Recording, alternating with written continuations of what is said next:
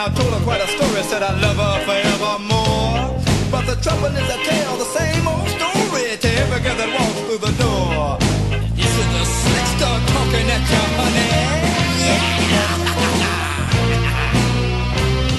Well, first they love me and then they don't. Sometimes they do it and sometimes they won't. So I said to this girl, hey, you get out. And she got to her feet and began to shout, you a die so bro, a die so bro. And you always lying to your friends. You a die so bro, a die so bro. And you never get nothing in the end. Welcome back, ladies and gentlemen, to another Wrestle Vessel Rant. I hope you guys enjoyed my first one. And today I have a special guest, Silent Echoes. Welcome, Silent Echoes. Well, thank you, but unfortunately my account got hacked, so now I'm Mr. Frosty Combo. All right, Mr. Frosty Combo is what he likes to be known as now, and we're going to get into some wrestling news and things going on. We're going to kick off the show right now with, first of all, some Q&A from a person who asked questions about last show. He says, the current product is stale because it's like the same guys competing on every show. You have guys like Jim Duggan, Paul Burchill, Funaki, Jesse, D.G. Gabriel, and Ezekiel Jackson who are on the roster, and they're not being used at all. They're just kind of there. Yeah, even if you just want to put them over or put them on TV, maybe get some jobbers like Jim Duggan getting a squash win or something like that. So he wants to know our thoughts on that. Well, I really do agree with this because some of the matches are repetitive. I mean, how many times have we seen Triple H versus Orton? Aren't you getting tired of that feud, Silent Echoes, or Mr. Frosty Combo now? Well, I'm getting tired of that, and I'm getting tired of John Cena as well because he's gotten, like, everything. I know, they just have the same matches over and over. I mean, Jericho and Ray. Didn't Jericho already unmask him? And they're having a stipulation on the pay-per-view this Sunday that he's going to unmask him again? Yeah. I mean, sure, it's going to be a good match, but it's just pretty dumb to do the same thing over and over again. So I think putting this talent on more shows would make more sense, especially the program's Superstars, which is supposed to have talent of all calibers. So. But unfortunately, it probably will not. Yeah, because they just like using the same people over and over, and that's one tiring thing of the WWE. Like, it took them forever to use Shelton Benjamin. Yeah, they barely use him these days, and now they're starting to make him team up with Charlie Haas again, trying to bring back... That's not gonna work. Yeah, I know, the tag team scene is pretty much dead these days. You know, they only got... What are the teams they got these days? The Hart Dynasty, them... No, they're not going anywhere, I'm sorry. They got Crime Time. They got DiBiase and Cody and Carlito and Primo. So you got 5 tag teams. Remember back in the day we had great teams like... They had like MLS? 20 of them back then. Yeah, we had like 10 teams at a time. It was the Road Warriors and all that, yeah. They had some great teams. These days they just have 5 teams to put out there. I mean, it shows you how much they care about their tag teams. And let's think about it. Half of these tag teams are just gimmicks, such as Crime Time. They don't really wrestle. They're just out there to funny. They go, money, money, yeah. That's all they're about. They're just about the money. All right. Speaking of RCS's questions, it brings us to a second one. How World Wrestling Entertainment, NBC, usually have a special every year. And there's talks about airing a 1-hour version of WrestleMania 25. And I would rather see a Saturday night's main event than something that's already available on DVD. So what's your thoughts on that? Well, first of all, I think it's kind of stupid because how can you pack, all that greatness into just 1 hour, just funnel feeding it to you? You know?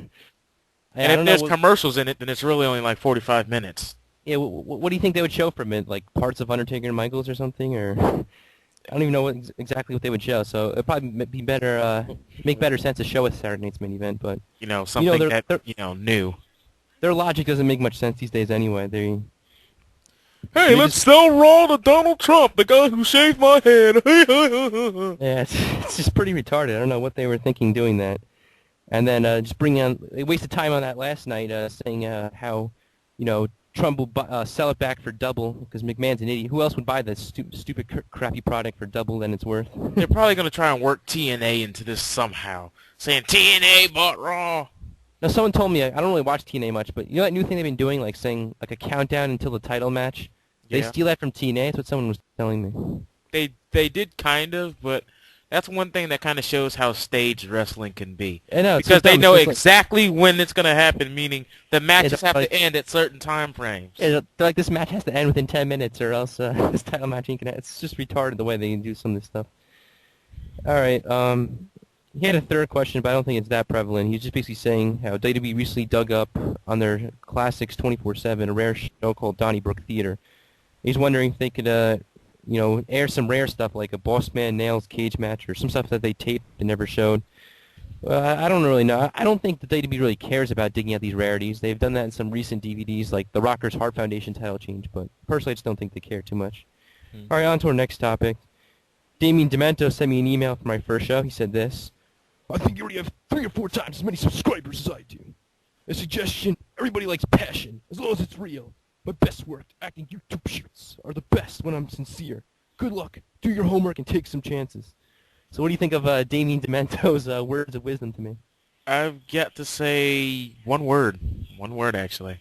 Okay. Intense. I mean, he's not afraid to get in your face about, stuff like that. And you guys should always check out his YouTube rants because they're entertaining. And also got a message from Leaping Lanny Poffo. He wanted to thank me and said it was nice of me to mention him and everything. And then he sent me a link to an article about how Brian Blair is arrested now. This article didn't come on the internet until yesterday, but he showed me this on Sunday night. What did he get arrested for? Brian Blair is arrested for child abuse. And I'm sure the Iron Cheek is going to say, "Pwah, fuck you, Brian Blair, pwah." And Blair claims it's a misunderstanding and that he said he was just trying to mentor his kids. No, he beat that kid. This is what the article actually said. Blair pushed his 17-year-old son Brett in the chest at the family home. And when the boy tried to walk away, Blair grabbed him, punched him in the face, and put him in a chokehold. Blair then grabbed his younger son by the throat, who's 12 years old. His name's Bradley, and he punched him in the head. So that's obviously child abuse in my opinion. I don't know. And the word he used was mentoring? Yeah, it's the word he used in his I can understand discipline, but mentoring? He was mentoring his kids. Was he trying to show him how to be a tough guy like Damian Demento? He's like, when your kids get in your face, you strike them. Bam! Ah! So I'm sure the Iron Cheek is going to get a good laugh at this. He always says, I'm going to make Brian Blair humble. The Aftershock really loves the Iron Cheek. He always talks about him, so he must be getting a kick out of this because he has some real heat for Brian Blair, dating back to like 87. Another topic is that how, did you hear Tazz may be joining TNA soon? He left WWE about, 3 months ago now? And he's going to join TNA. What do you think of that? I personally never really had any preference on Tazz. To me, he was just one of those people that was just there. I think he's kind of good as a commentator, though, considering... Look how better commentators are these days. You got guys like Grisham and Michael Cole. I mean, they could do much better than that. Remember the days we had, like, Gorilla Monsoon, Jim Ross, McMahon? I mean, we had much better people back then than we do today. Yeah. Heenan, All right, recently, The Ultimate Warrior, he posted a blog about turning 50. And he's saying that it feels great instead of encountering a midlife crisis like many people do. Any thoughts on the crazy powers of the Warriors? You can never say that again, and think I'm going to take you seriously. Yeah. But in all honesty, I don't really have an opinion on that exactly. It is what it is. Okay.